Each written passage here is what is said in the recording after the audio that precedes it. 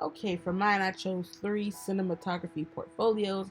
I'm going to try to keep this short, sweet, and move this along. The first one I chose was Matthew Beecroft. Now, I don't really see a logo unless this is his logo.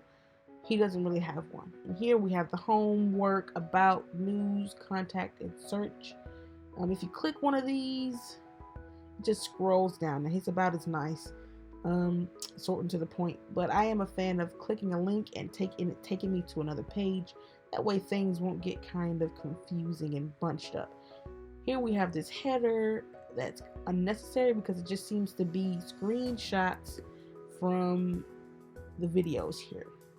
Clicking one, it just filters everything out instead of taking me to a new page. And if you scroll down here, it gets kind of confusing. It's like, why is there an archive and a photography page here with nothing on it? You have to click and then they pop up, so that's confusing.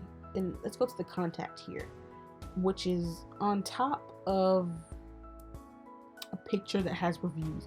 I personally wouldn't do this because if you have to move to a smaller platform, say a mobile device, these words could potentially get mixed in with these words, and so that could be a potential client loss mistake.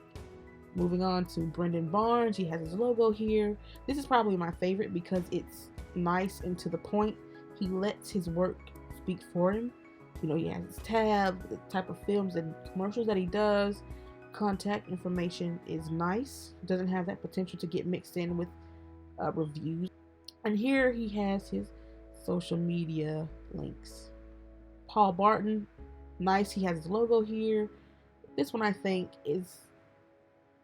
has the most personality. It's very creative.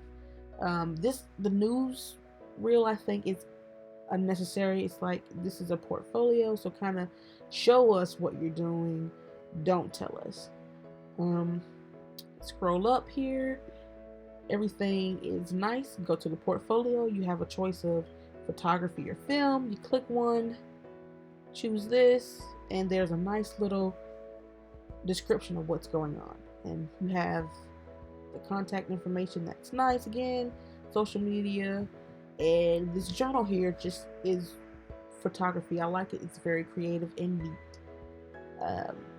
So again, this one has the most personality, and both Brendan and Paul are easily accessible to the user. It's not, confusing as this Matthew Beecroft is. And I think that both Paul and Brendan have the brand aesthetic down pat. Paul's being more creative, and Brendan being more sweet and to the point. And the same can be said about their mobile versions. They're both just perfect replicas of the desktop versions.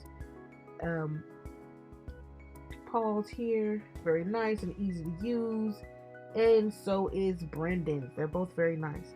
Now, Matthew, still an overload of information when it comes to everything. And going back to the point I brought up earlier, his contact information is on top of the review information, and that's just not a good thing.